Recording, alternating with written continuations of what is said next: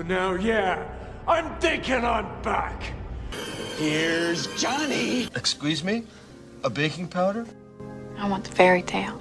Donkey! Scusa. What became of your lamb, Clarice? You lose. Good day, sir. Attitude reflect leadership, Captain. Because once a wildcat, always a wildcat. I am inevitable. What is up, guys? The regulars are back with another episode. It's me, Chance, and Aston, yet again. Just filmed our last episode. I said filmed, recorded our last episode. We filmed it technically. I guess we have the film. We're not posting it. I only think Chance was on the camera last time. For parts. Yeah, we recorded it. We'll get it out. I'm not sure. I'll probably space them out a little bit in terms of release, just to get content out there at different times. But yeah, this is our expert opinions yet again. Number 3. This time it's Aston's turn. And I think everybody knows what Aston's going to be. That'd be sports documentaries. Yes. For 400, John. Yeah, definitely. You answered that in a Jeopardy variety, as if that could be Aston's opinions. Yeah, I thought that immediately after I finished talking. I was like, well, hell, he loves him some Jeopardy. That would work. Yeah, but this is I'm not exactly exactly sure of the exact title of this because my questions are kind of all over there. It's just it's kind of comics. It's kind of superheroes. I guess. Yeah, superheroes is probably the easier way to do this. But it'll be random crap. It'll be comic based. It'll be movie based. It'll be just straight up superheroes. Period. It'll be whatever. And ain't no telling what Chance is going to think of. What I'm going to think of as we go. I've got 10 questions written down. So I'm getting a little sleepy, so I'm getting a little delirious. So I'm gonna ask some stuff. Yeah, this is perfect. Ask anything you want to say before we get into this? Do it. You like superheroes? Yeah.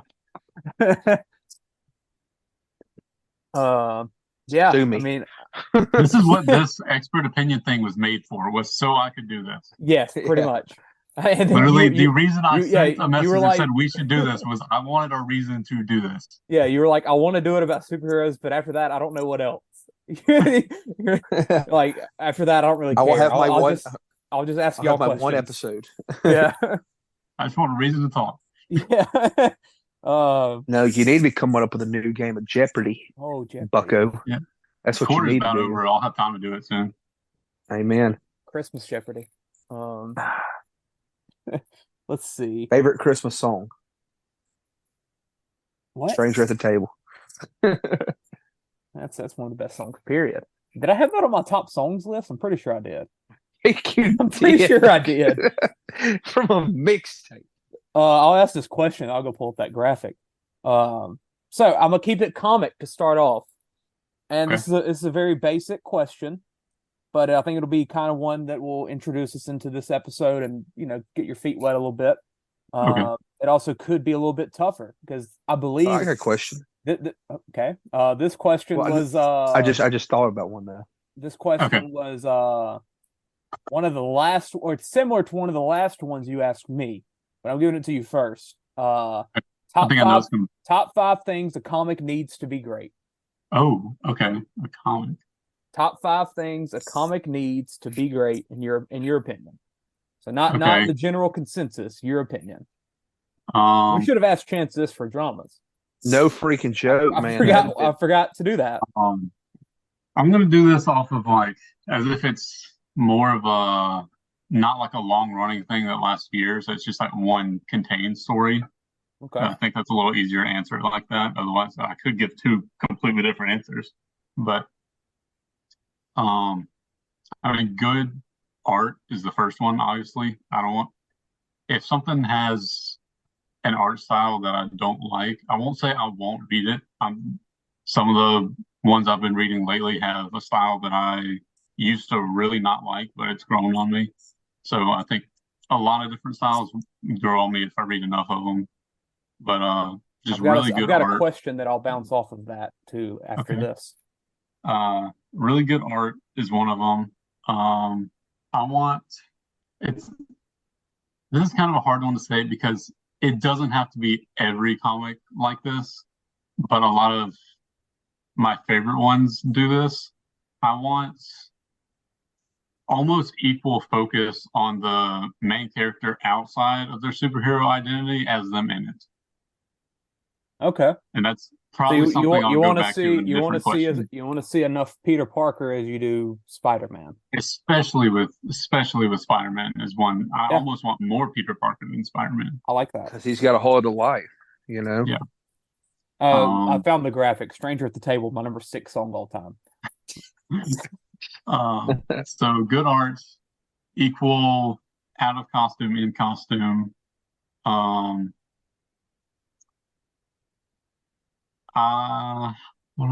What else? I want a good. This is hard to answer because I keep going to like longer run stuff, and some of the stuff doesn't really apply when it's shorter. But I want a good theme that's carried throughout the whole book. Like I want you to be able to walk away and say, okay, this was like the idea that they were going for the whole time that all of it leads back to. You want there to be an actual message that comes from it that you learn. Like whenever it's over, you're like, I read this issue and it told me this. Like you won't. I like that. I like that. And it doesn't necessarily have to be like, oh, here's the moral of the story, but just like, okay, this book is about them going through this, and that's even if it's not directly addressing that, it's all the parts of it contribute to that. Okay. Like I guess to elaborate would be like Superman feeling alone because he's, he can't tell his identity to anybody. His freaking everybody that's like him was blown up. So his dad or both of his parents have already passed away at this point, and he's kind of alone. And then you have Brainiac come in and try to take away the city of Metropolis with people he cares about. So even though the villain's not like, oh, I'm going to make him feel alone, it's still contributing to that theme. Yeah. That's 3. I want not too much dialogue, but still enough because there's certain writers, one in particular, who just like fills the page up with dialogue, and it's like really like back and forth, like short, fast dialogue, and it's really tiring to read. Not just because there's too many words, but just because of the way that it's done. It becomes too much of a book instead of a comic book. No, it's just like, I don't know. It's like you're trying too hard to make it like two people just trying to quip back and forth to each other. Okay. And not have like real dialogue. Yeah. And I like a good mix of like narration and dialogue in a book. And that's the other one I'll pick.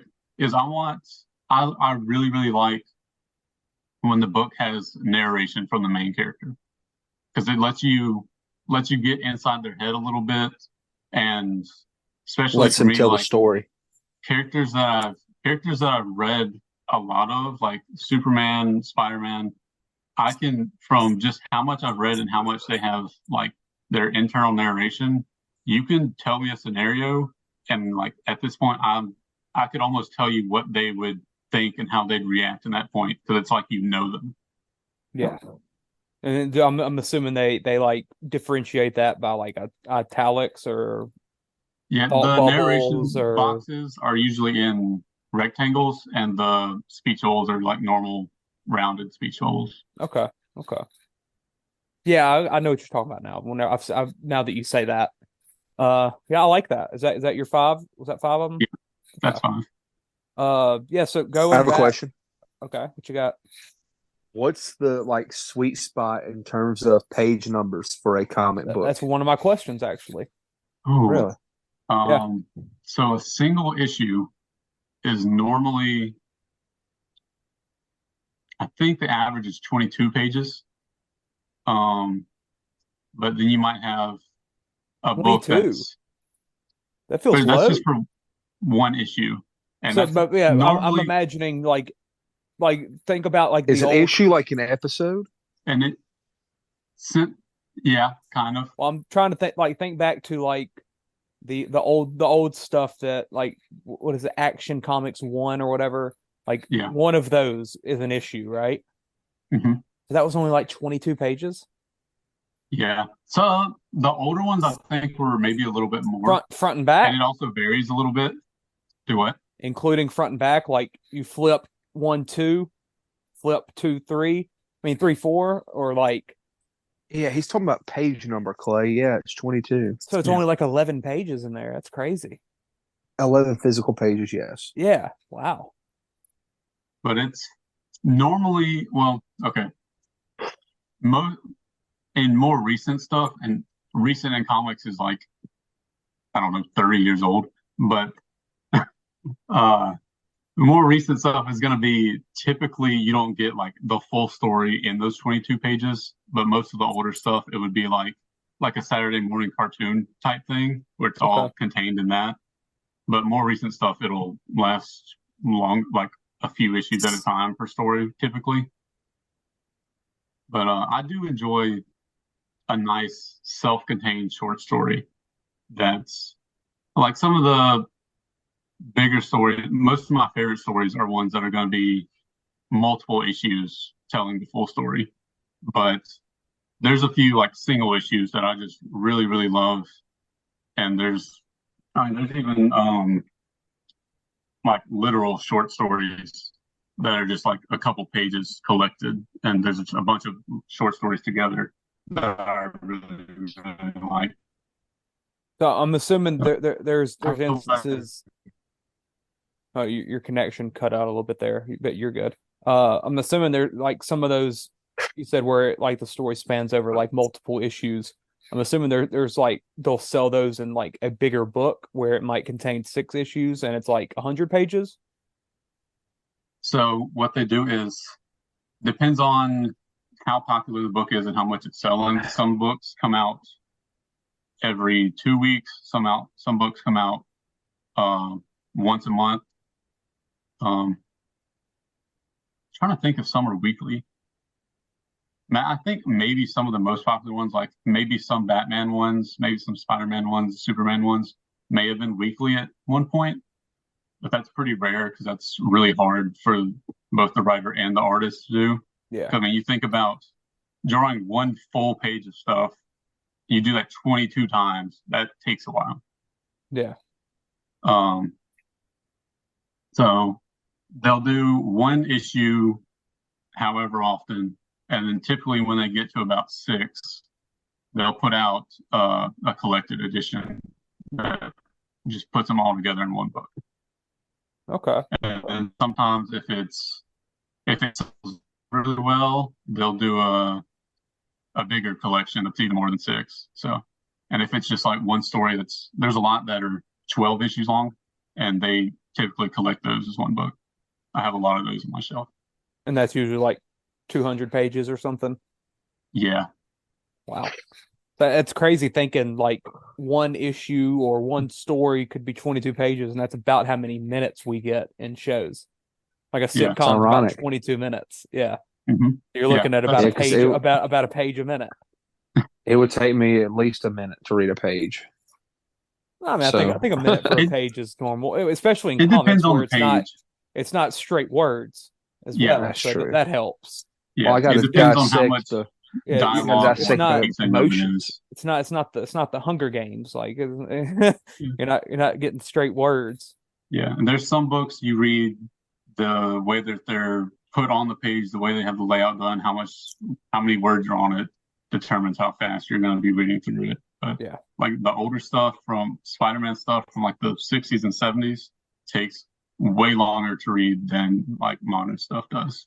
So would you, I guess the easier way to like, because there's no necessarily page number that's like specific, would you rather issue by issue or a lump book? sum? Yeah, like a 12 issue book. Typically, I read the collected editions that are more like a book, just because it's easier to do than. Yeah. Because I mean, single issues I've been reading online mostly recently because I can do it with a library card and just borrow books really easy on my iPad. And so I do that, and most of the ones you find there are already in the collected editions.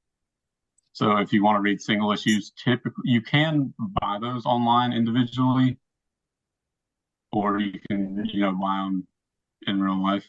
But that's kind of more of a pain to do. So Yeah. it's just more convenient to buy them collected. Okay.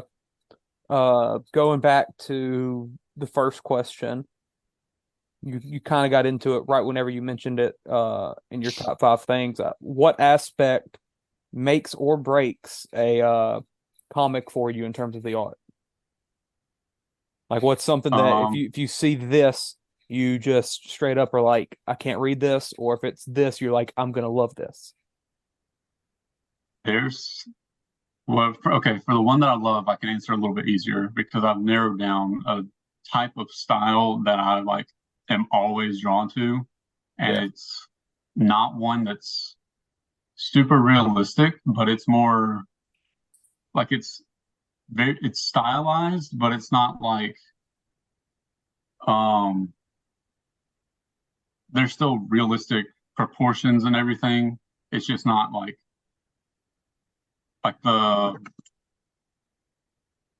it's not a super realistic drawing. But hold on, I can give you an example. Let me do it. You see what I mean? It's not going to be like super realistic, but it's not like completely unrealistic either. It's not like a Phineas and Ferb type character design. That looks like Archer, the TV show. Yeah. Is that what you do not like? No, that's what I do like.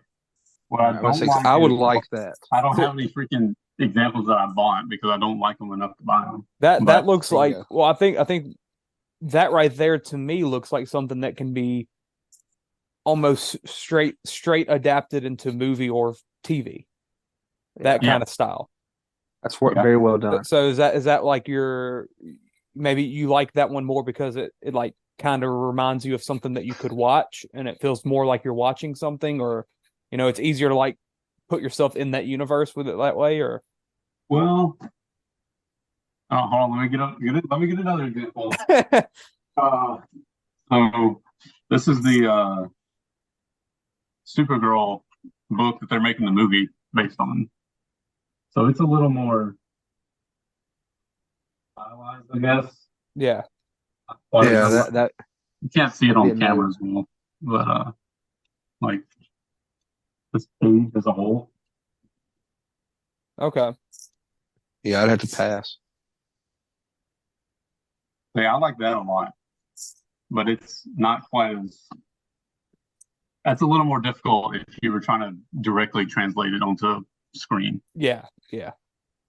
So what's one that you just straight up don't like? What's an aspect? If it's just that's hard because the first thing I think of is actually the art style that's in the book I'm currently reading through, and it's grown on me. But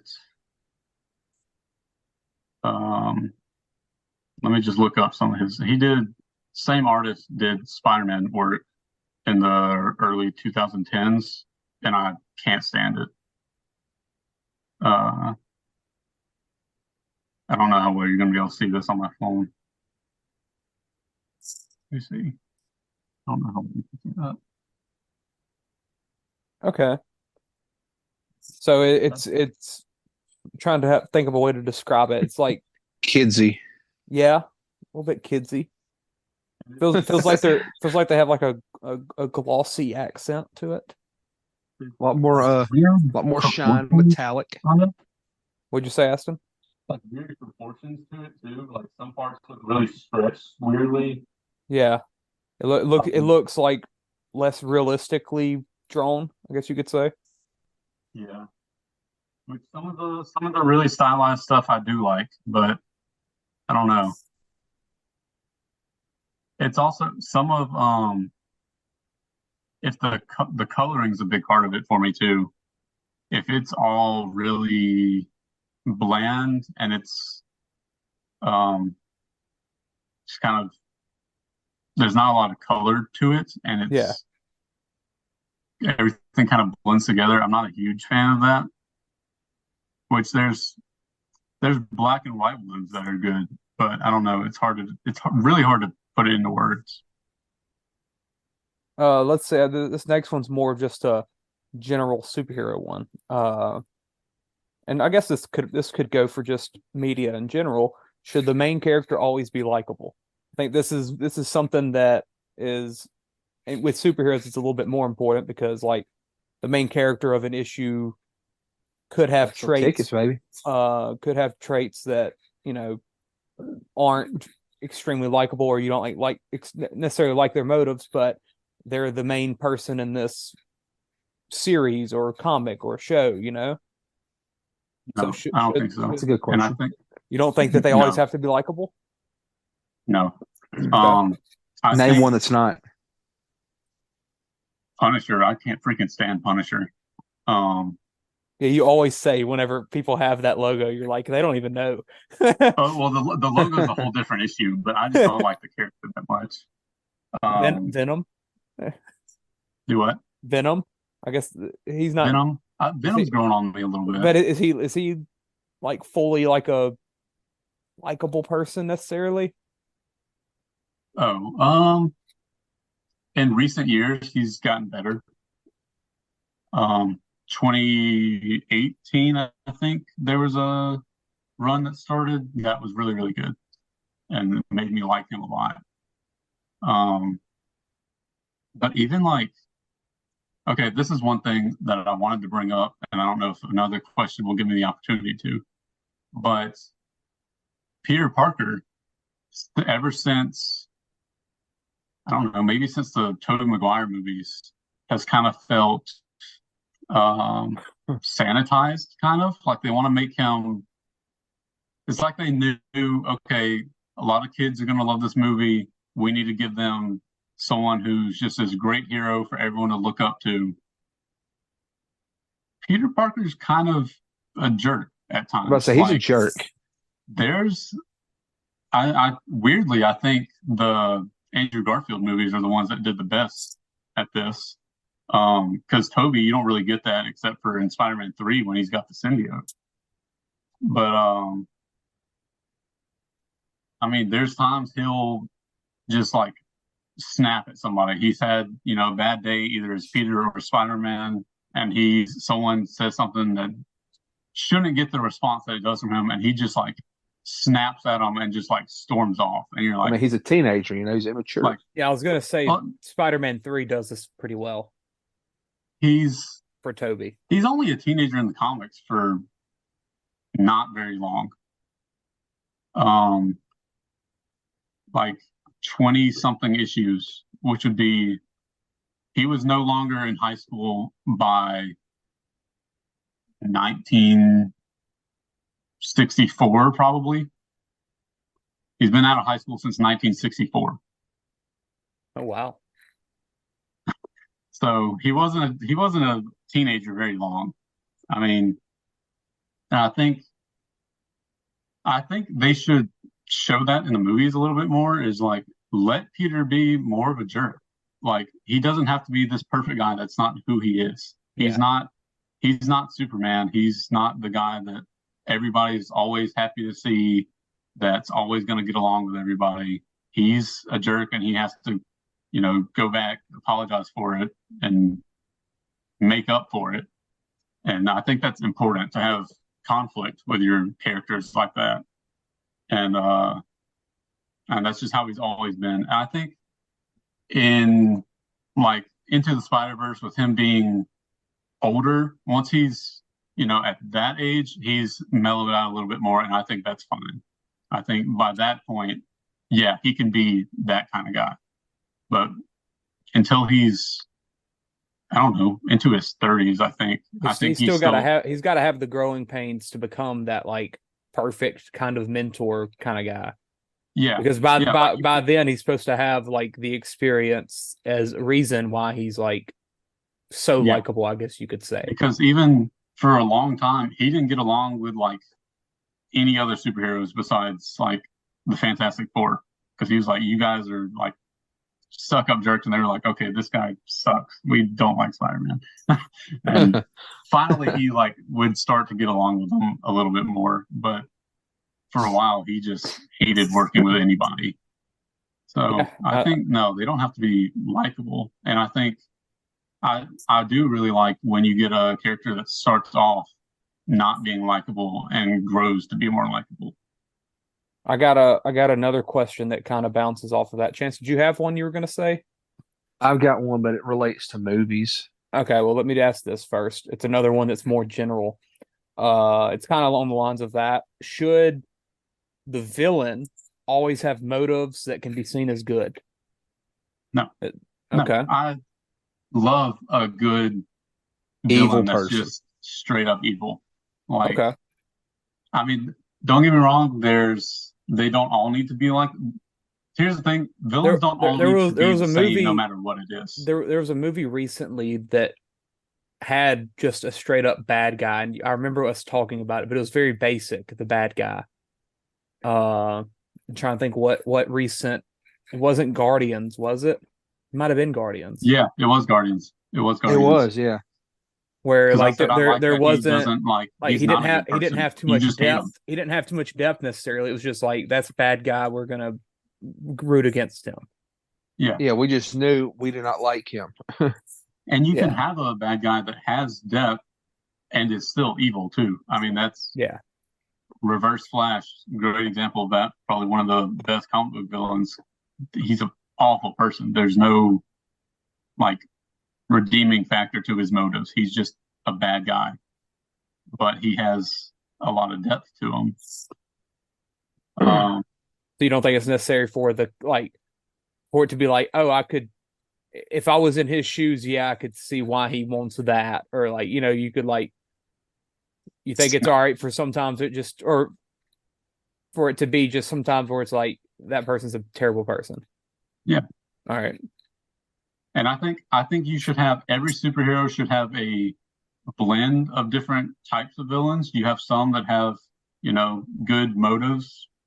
You have some that are just straight up evil, and then you have people that are just trying to survive and they turn to crime or something. Yeah. Yeah. All right. Chance, what you got? All right, so mine relates to the movies with the comic books. Has there ever been like an important person in a movie that was not a part of the comics? The answer is definitely yes, and I'm trying to think of who it is. Like somebody just completely made up just for the sake of a movie, I'm sure there's somebody in like the Nolan movies. There's probably one of them. The freaking cop in The Dark Knight Rises, played by Joseph Gordon-Levitt. Yeah, that's what I was thinking about. Yeah, ends up being, said he's gonna be Robin. Is Ned in name? No. Oh, in character, Zendaya. Yeah, I mean she's MJ, but she's not Mary Jane. So she's practically made up. Ned in those movies is pretty much Dante from the Miles comics. The guy that is friends with Miles in the games. Yeah. It's just his character with a different character's name. Is Happy a character in comics? That feels like something to be fake. If he is, he's not important at all. Yeah, see that feels kind of like I think I'm he John is, Favreau. but he's not relevant. Or he might his name might be in there, but not in the as big of a deal as he is in the MCU. Yeah. There's probably some more even bigger ones that I'm not thinking of right now. Yeah. Yeah. Well, we In can Blue kind of Beetle, keep they it. made up a couple characters. Probably my girl, best character. I think they did. I think she was created for that movie. What about the grandma with the revolutionary background? Um, What? What is this? that was a weird storyline there. It never got explained. That The music villain just may have been made up for that one too, actually. probably. I got another question, or my next couple questions are kind of comic/movie. What character? This one can be kind of a two-parter, and you can answer it both just to give us more questions. What character slash story? So both are options here. Has had the most accurate comic to screen adaptation, and this can be movie or TV show. So, like, either I mean, answer. I actually want both answers. What character is the most accurate? Where like you read it and you're like they did that perfect on screen, and then which story was like that was perfect on screen. Okay. It can be in TV too. Yeah, TV or movie. First thing that came into my head is probably Spectacular Spider-Man. That one's pretty Spider-Man. close for Spider-Man. For the story or for the character? Okay. For the character. Some of the story stuff too, but yeah, definitely. I think that's my pick for character. Trying to think of others that might be good contenders for that.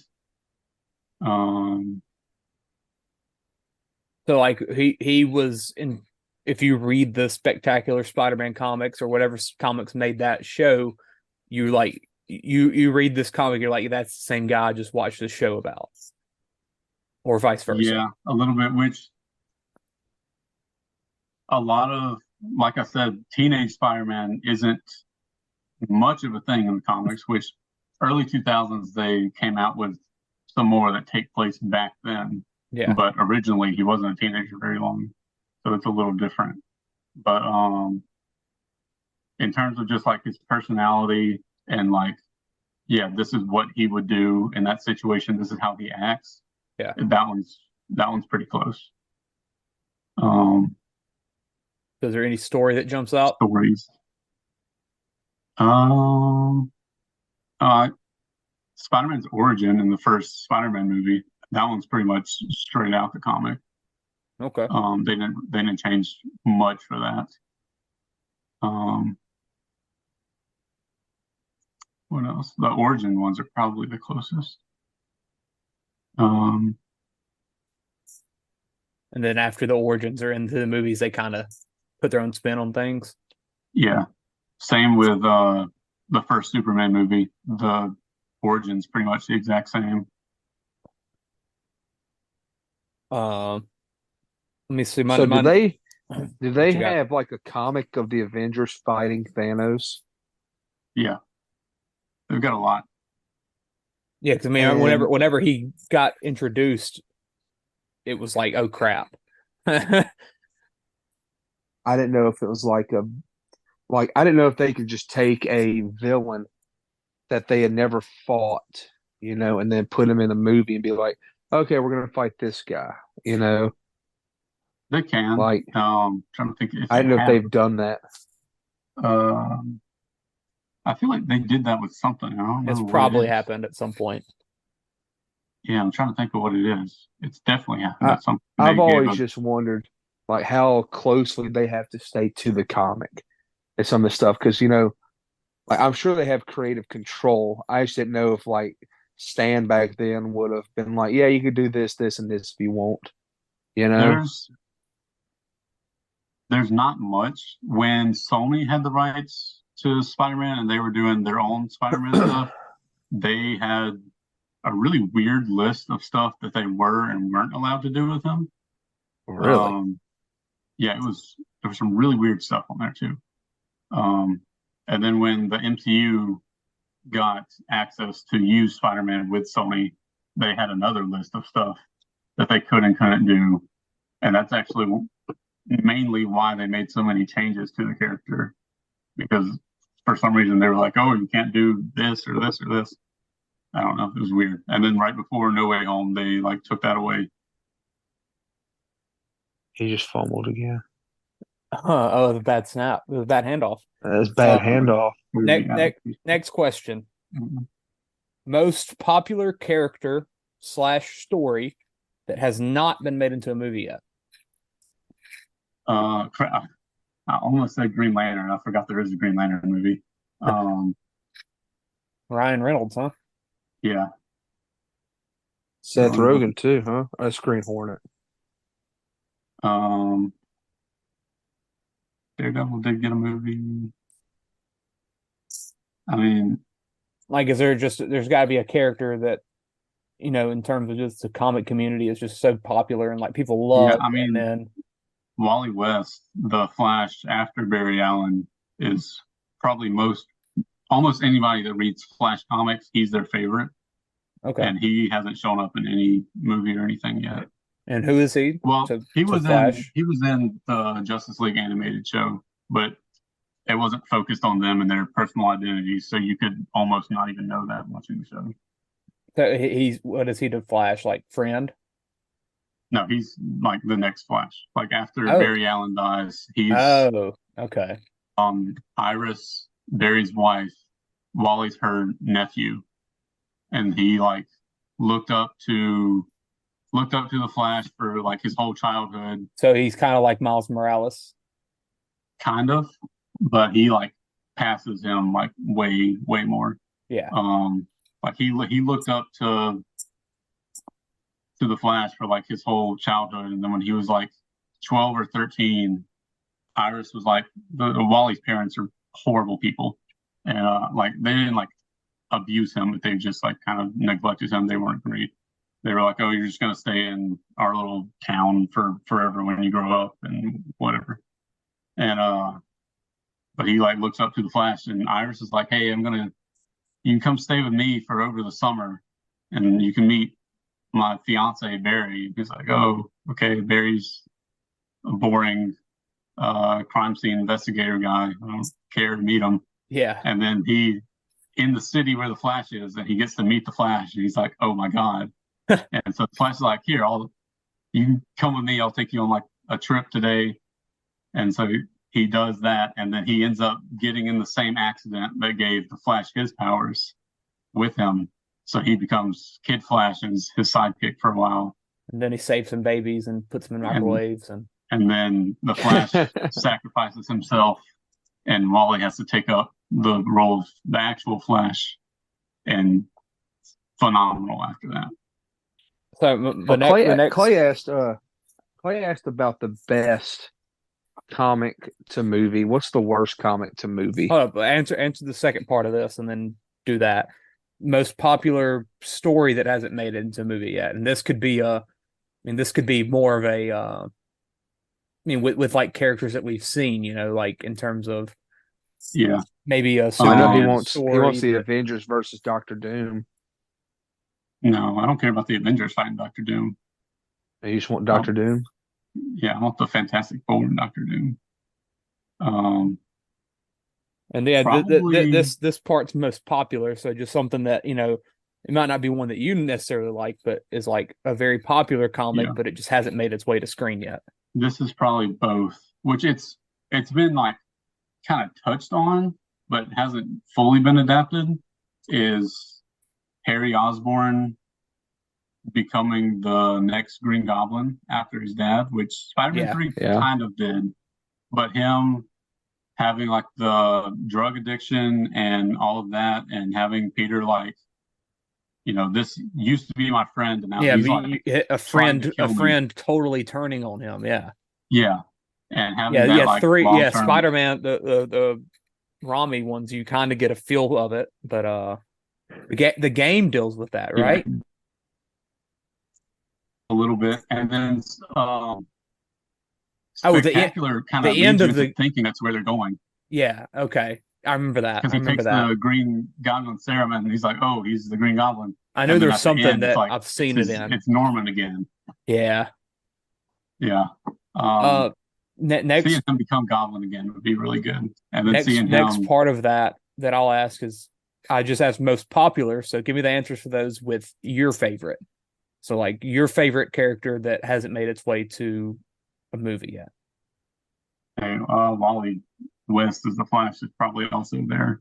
Um, Another one instead of him though would be one of not the same Green Lantern that got a movie, but a different one that hasn't been in movies. Kyle Rayner. Kind of hard. You have to have multiple Green Lantern movies before him, though, I think, to set him up properly, which is probably why it's hard Impossible. to get him into a movie. Why haven't we gotten like a real Lantern movie?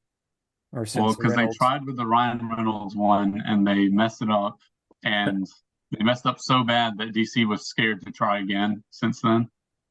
What's his superpower? Green Lanterns. Oh, he's Yeah. got his ring that can essentially Yeah. like create constructs of anything he can imagine. So he's got That's pretty cool. Will Gunn try to bring that in probably? there'll be Green Lanterns at some point. Yeah. Oh, there's the show. There's the show that they're starting off with. Oh, okay. Yeah. They're starting off with 2 Green Lanterns. So what about a favorite story that that hasn't made its way yet for you? Probably the Doctor Doom Fantastic Four.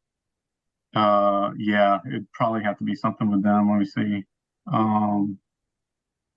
Was Doctor Doom Jesse Eisenberg? No, that was Lex Luthor. Same thing. I'd love to see. Oh man, there's a lot of Mark Waid books I'd love. What the crap did I just look up on? There's a lot of Mark Waid books that I would like to see done with either the Flash. There's really, really, really good potential for starting off with Wally West as the Flash and having some great stories. Fantastic Four is another really good one. Start with Mark Waid books there too. Yeah, I probably want a Wally West Flash story that kind of starts from his origin, and then a Fantastic Four one that starts with Mark Waid's stories. Okay. Chance, what was it you're about to ask? Who has done the worst as far as going from comic to movie? What's the worst example? Like character wise, or just like movie character like that is not how they were in the comics. That's not how they're supposed to be. Okay. Is it Punisher? No, his show was actually really good. Even though I don't like his character, he had a great show from what I've seen. And he was really good in Daredevil too. Probably the freaking new Flash movie. That's probably up there. Yeah, because that's not even close to the same character. The first Justice League, like, was that like did it just suck more of as a movie? Like, and it had good moments for some of the characters. I wouldn't say it was great versions of most of them, but I think the Flash was worse in terms of just how the character was adapted. Yeah. Yeah. An easier question might be like, is there any characters that you've seen that have just maybe had a complete change? Like they were just totally different from comic to movie, but they might have still worked. Once it changed and still worked. I mean, they didn't have to necessarily have still worked, but like they could have. Like, okay. Because we talked about how sometimes they get introduced and it's more accurate, but then give it a movie or two and they kind of just get the movies get more of the control then instead of the books. Yeah. I want to say I'm going to the MCU and I'm trying to think okay, ones that changed and did work, Guardians of the Galaxy. Okay. That's a case of almost nothing like the comic, and it works great. Which is like when Hunter's always talking about, oh, you don't like it because it's not comic accurate. I freaking love all of those movies, and they're not the same at all. How does like that feels like something that kind of just I feel hard to imagine Star-Lord's like character in a comic. That just feels like more of a movie character. Does he change a lot in terms of? He changes a whole lot from how he started out. Yeah. Which honestly, this could be good or bad. And for people who were like, there are not a lot of them, but people who were really big fans of the Guardians of the Galaxy and the comics before the movies. Yeah. If they were to say, I don't like these movies because these aren't the characters that like I already enjoyed, and like I don't like what they did to them, I think that's completely valid. Even though I don't care for them before and I like them in the movies, I think that's a completely fair opinion to have. Because like, yeah, it's not super well-known characters and they're changing them because of that. Kind of feels, I could see how it feels a little insulting to essentially say, oh, the way that they were wasn't good enough, so we're going to change them. Yeah, I mean, put it in your shoes. If it was one of the characters, like if it was like obviously it would never happen, just given the love for it and how popular it is. But like if it was you reading Spider-Man and then Spider-Man for the first time comes to movies or to the screen, and you're like, what the crap is this? Like, if you were a Guardians of the Galaxy fan before they ever got onto the screen, and then everything you loved about them was changed, like. Yeah, that'd be. I mean, it's like watching. I mean, kind of like autobiographies are the same way and stuff. Whenever you see, Queen or something like that, or Elton John, like whenever something, if you're like a big fan of them and they just don't do it correctly, you're like, what is this? Yeah. Like, and it's like, okay, what I was saying earlier about how the narration and stuff makes me feel like I know the characters and like I know what they think, like as if I knew them in real life. Yeah. So a character gets put on screen and they're not like Spider-Man or Superman or something, where it's one I really care about and like know well. If they're not very close to what I like to know, that's like really like feels bad to me, because it's like, okay, it's like I know this person and they're making a movie about them and it's not the person that I know. Yeah. Like, so that's what gets me about those. It's not like the way Hunter views it is like, oh, you just want everything to be the same. It's because I care about these characters and want to see the things that I love. Yeah. Yeah. I mean, if they I totally change agree. things and they do it better, awesome. I'm not going to complain about that. Yeah, that's how I look at which I didn't necessarily know the story as well beforehand, but Moneyball, they, in terms of just straight up realism, they leave out some huge aspects of the actual Oakland A's and that team, and if you include those aspects, it kind of would take away the magic of what makes the movie so special. Like if you include that they had an MVP on the team that was a great player, it changes it. If you include they had 3 incredible pitchers on the team, it starts to take away the underdog role that made the movie so freaking perfect. But they took it away and they added a freaking fake character in Jonah Hill. They made changes. No, that's not fake. It's not fake. It's based off of it's got a slight resemblance to a person, but it's not a real person named Peter Brand. Yeah. It's a fake character. Changed his name. Yeah. It's a fake character. But I mean they made changes and it made it a better movie. And it worked, so you can be happy about it. But I mean there's definitely times where like if they did something wrong and it didn't work, then you would be upset. Like if they made a Jackie Robinson, if 42 didn't work, I'd have been devastated. Yeah. Like that would have killed me.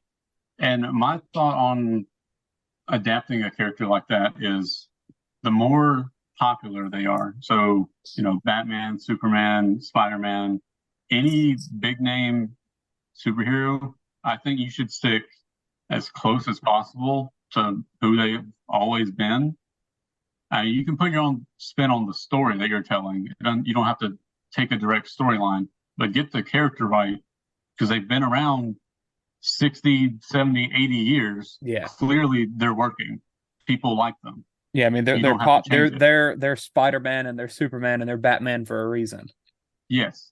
And when you try to change that, I don't see the reason why. But you take, like James Gunn does, you take characters not many people know, not many people care about, and you put a spin on them that works for you, for your movie, to make people care about them. You can change them.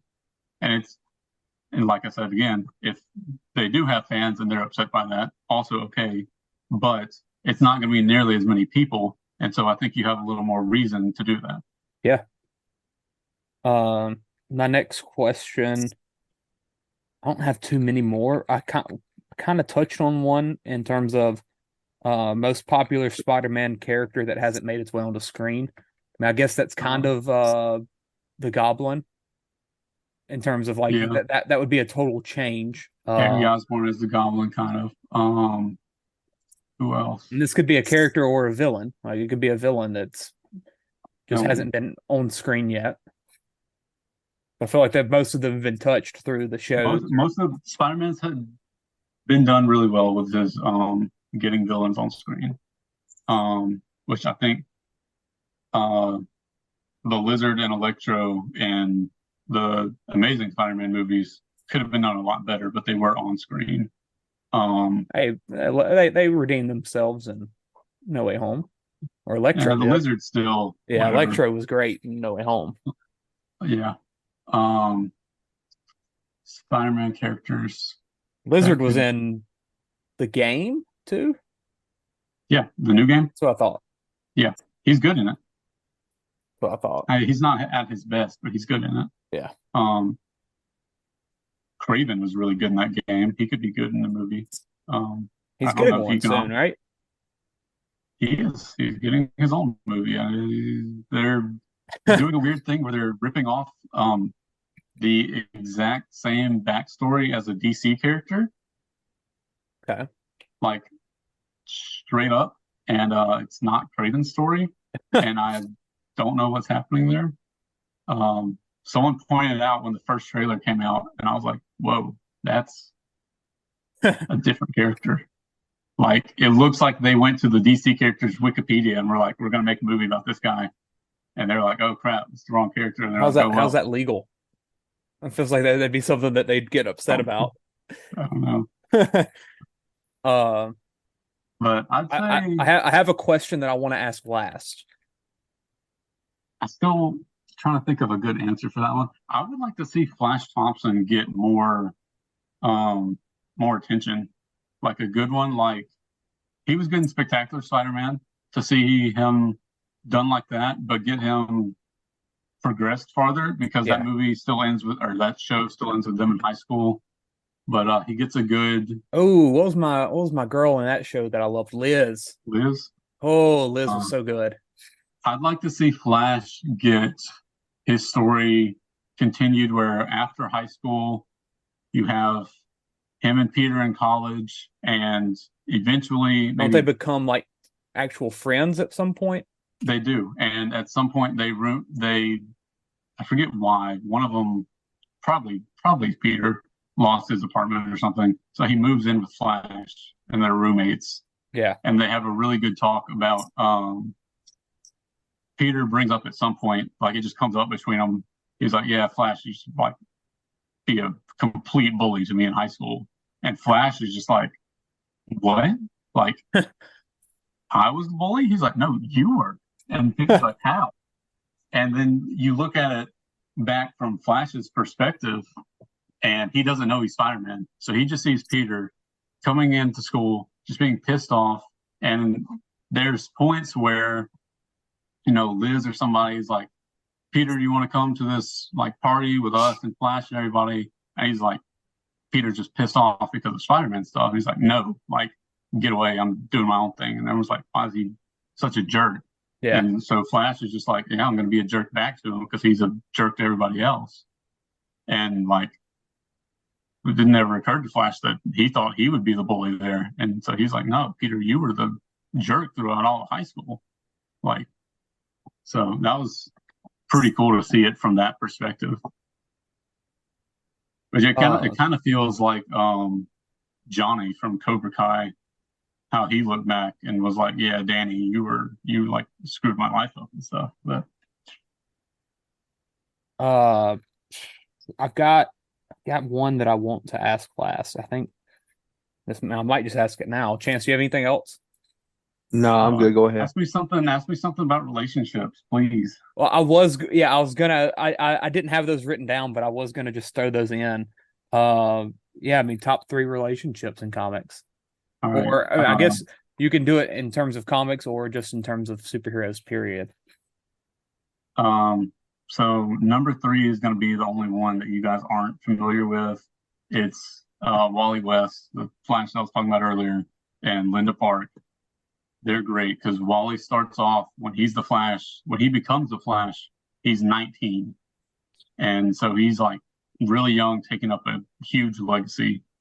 And so he's kind of he's unsure of himself and like making up for it with like overconfidence and just kind of not great with women, like kind of a womanizer, and like meets Linda and she like doesn't put up with it. And then eventually he grows and matures, and then she's like, okay, so he's getting better, and then they grow closer, and their relationship is really great, and like almost all of the best Flash stories with Wally revolve around like their romance. Like he gets lost in the Speed Force, and his attachment to her is what brings him back. Stuff like that. They're really great. They get married. They have like 3 kids now.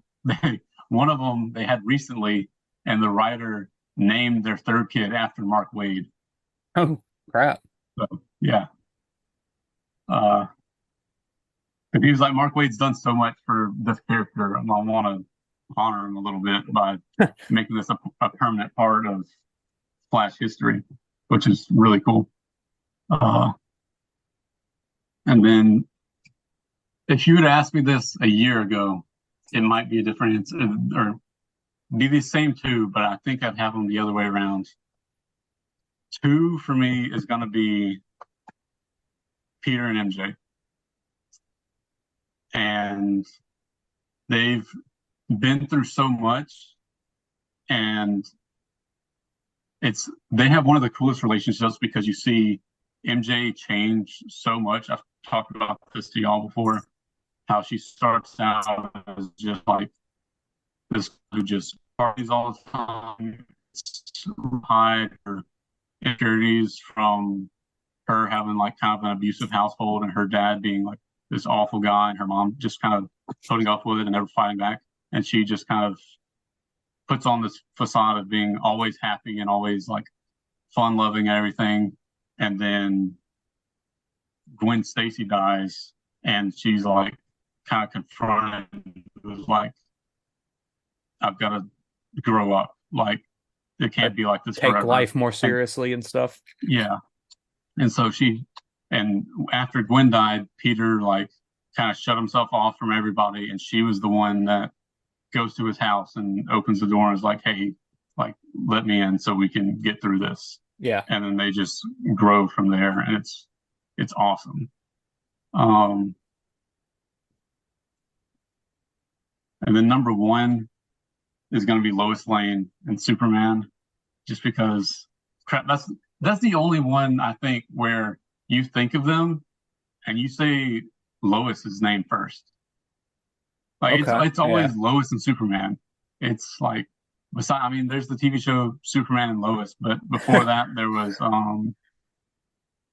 what was it called? The Adventures of Lois Lane and Superman, or Lois, something like that. is the only love interest that has not one but two TV shows with her name in the title because of how important she is. And just like I was thinking about this a couple months ago. Every other superhero, when they have their, they get their emotional moments when the love interest, like, they tell them their identity or whatever. And it's like, oh, maybe they get like upset by it or they're like supportive of it or whatever. And it's usually pretty similar how it goes through.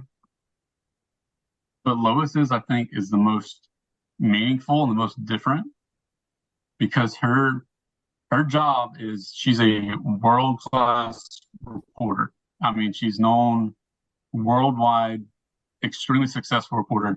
Her job is to expose secrets. So for Clark to be able to tell her that he's Superman means that he's trusting her to not just like the others say, oh, they can go tell people, oh, this guy is, Peter Parker Spider-Man or whatever. Lois can tell the entire world that Clark Kent is Superman, make millions of dollars, become like cement herself as the greatest reporter of all time, because that's arguably the biggest secret in DC universe is who's Superman. Yeah. And he's trusting her to put her love for him over her entire career, any success, anything like that, and being like, I know that she won't do this.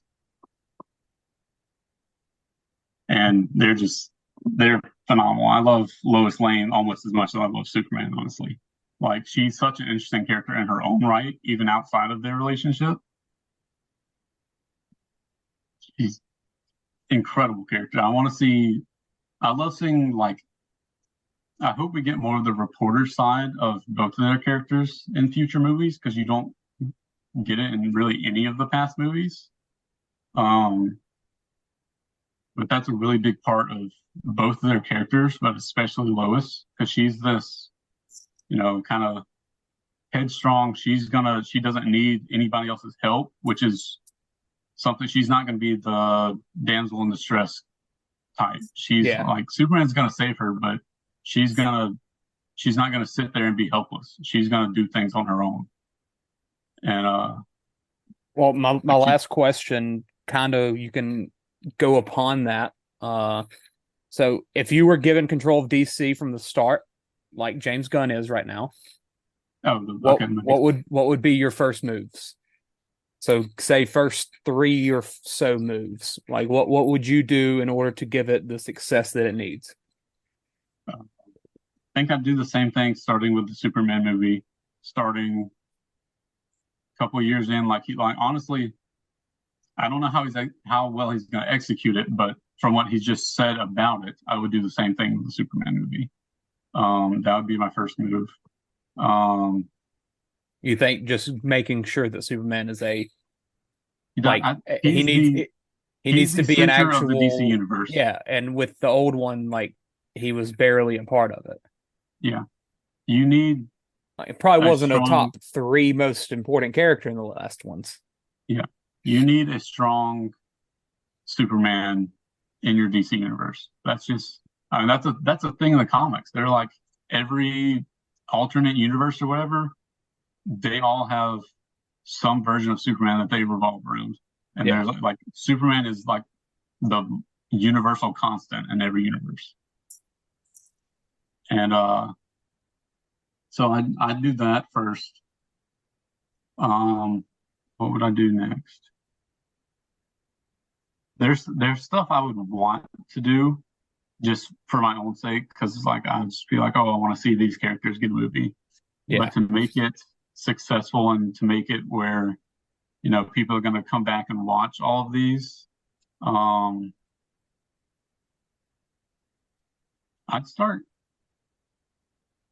put a Flash movie with I don't know how well that would work with the Superman movie starting early.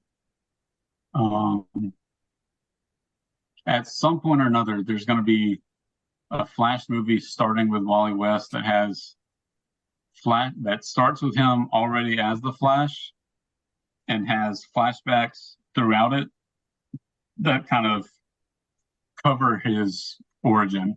So it's not a straight up origin movie, but you get to see his origin in it and how he went from, being this 12-year-old kid who looked up to the Flash and gets the Flash's powers to taking up his role without having to, wait for him to actually grow up for, 10 years or whatever.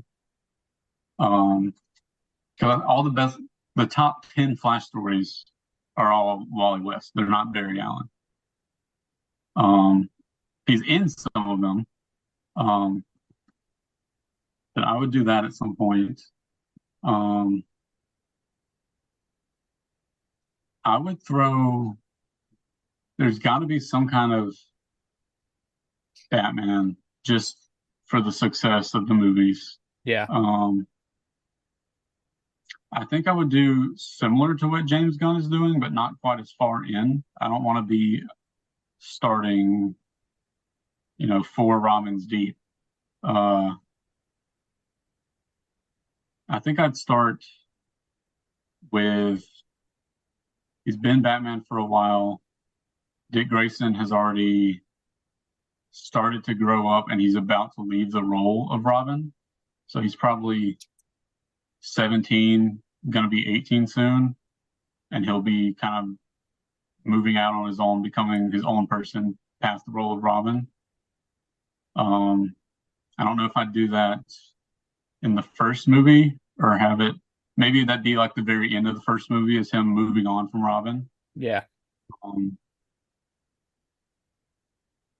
I maybe do it the same way I do the Flash movie where you have flashbacks of him becoming Robin and helping Bruce kind of get out of a darker state of mind, help lighten him up some, and have both of them help each other through Bruce's childhood trauma and what Robin has just went through, losing his parents.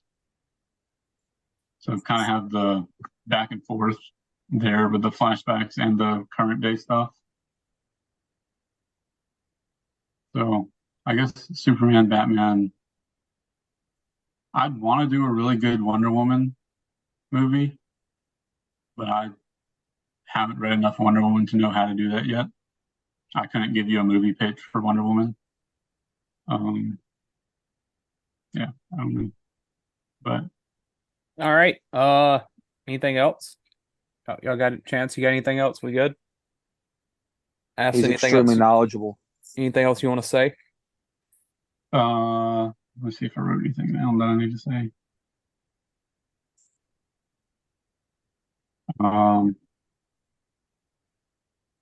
wanted to talk a little bit about secret identities. I'm a big fan of them, for one.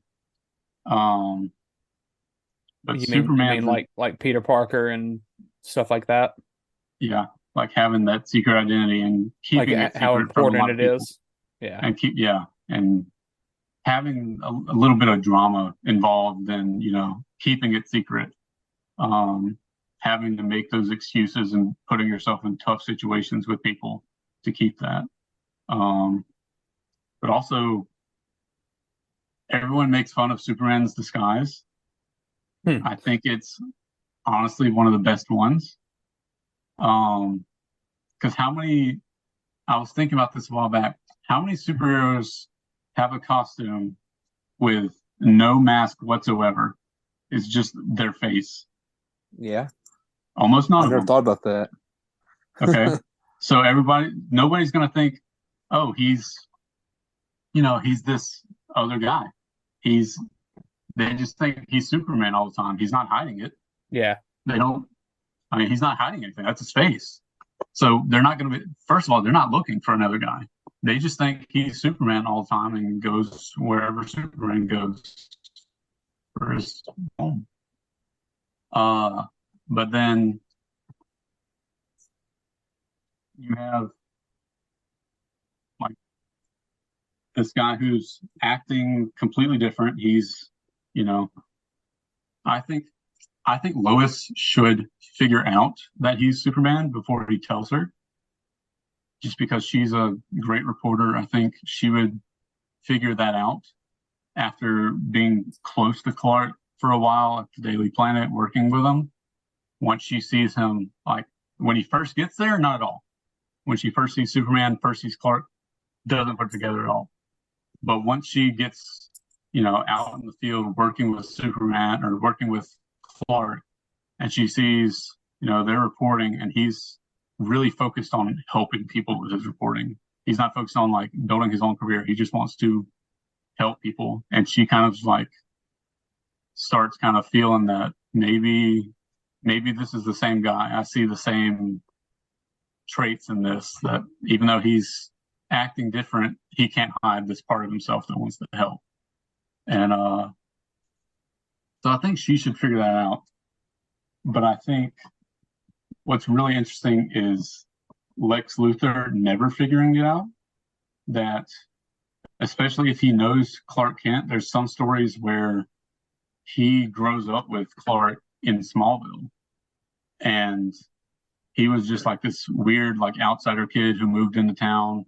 His dad was rich, but his dad was like abusive and hated him. And Lex is this super smart kid who he's really different just because he's so smart, and he doesn't know how to like socialize with the other kids, right? And so he kind of makes himself seem like thinks he's better than everybody else, so nobody likes him. Yeah. And then you get this good parallel of Lex is different than everybody else, and nobody likes him for it. And Clark is different than everybody else, but no one knows that. But Clark sees Lex getting all this hate because he's different, which makes him want to hide that he's different even more. So you kind of get that parallel between them. And then you have Lex as, an accident, something happens in Smallville. He moves to Metropolis and doesn't talk to Clark anymore because they have a falling out. Then Clark gets to Metropolis and goes to, interview Lex or something one day, and Lex pretends that he is never even from Smallville, that it's beneath him, because Lex has this huge, huge ego that he's better than everybody else, and someone like him would never be from this tiny small town in Kansas. So he just refuses to acknowledge it. And even though Lex is arguably the smartest person in the world, never puts together that Clark and Superman are the same person, not because he doesn't have the resources or the intelligence to figure it out, but because his ego won't let him. Because it would mean this guy who he's not only known before, which means that he should have figured this out earlier, which would make him seem dumb. Yeah. But also that Clark is just this regular guy, and he's also Superman. He's the one that's kind of beating him. The only person in Metropolis that makes Lex not look like he's the best ever. Yeah. So he's like, he can't accept it. Like, because if he accepts that, then that means this guy's better than him. And he refused, like, everything that he stands on is a lie, essentially. Yes. I think that's a really, really good way to do that part of the secret identity with him and Lex. Yeah. Is that Lex? Because there was a good story I read a while back that was focused on Lex, not even Superman. But Lex gets these these cosmic powers from some artifact thing, and he can like control all kinds of stuff. And Lex is like trying to make Superman just like suffer, and he's gonna be like, oh, I'm gonna get in your head and see like what causes you the most pain. So he does, and he sees Superman just like holding Pa Kent's body after he has the heart attack, and he's like, that's Pa Kent, like I know him from Smallville. And he's like, but that means you're Clark Kent. And he's like losing it. And Clark's like trying to tell him like there's more in common between us than you think. And Lex takes it as, you've been mocking me for all these years, but not telling me this, hiding this from me. And he's like, you don't deserve to have these great parents that you had. You don't deserve to have any of that. You already have these powers. You're already better than everybody, and like that's not how Superman sees it. The powers aren't what make him good. It was his parents that made him good. And Lex is like, this isn't fair that you got the powers, you got the good parents, and I had awful parents, and everybody hated me. So their interactions like that are so good to me. That's what makes, as much as I love Dr. Doom, the more Lex Luthor stuff I read, the more I think he's my favorite villain of all time. All right. I think that's it. This is about an hour, a little over an hour, maybe. We started right a little bit about 9. It's about 10:15. So, this is good. This was good. Anything else? I think we're good. We'll get some more. I'll probably upload both of these probably back to back days or something. I don't know. Or crap, I might put them up both out tonight. I'll see what I feel like. But yeah, this is fun. Reddit chances is gone. Past his bedtime. Yeah, this is fun.